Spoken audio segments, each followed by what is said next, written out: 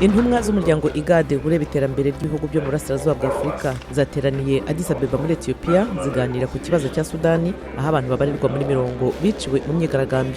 Abo mu ishyaka ritavuga rumwe n'ubutegetsi muri Malawi MCP riyobowe na Lazarus Chakwera bakoze urugendo ku rukiko rurinda itegeko nshinga irirongwe, mu gihe ababunganira bakomeje guhatanira ko amajwi yavuye mu itora rya perezida agirwa impfabusa.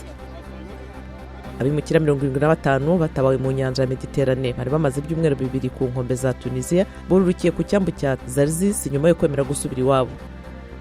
Icyemezo giheruka cy'urukiko rukuru rwa Kenya ku bakundana bahuje igitsina cyatumye bashakisha ubuhungiro kubera ubwoba bw'imibereho yabo ibihe biri imbere. Naho abatoza b'ikipe y'umupira w'amaguru y'Ubutaliyani Sampdoria batoje abakinnyi mu nkambi z'impunzi hamwe n'abana bo mu karere izo nkambi ziherereyemo muri Uganda mu rwego rwo gutsura amahoro hifashishijwe siporo.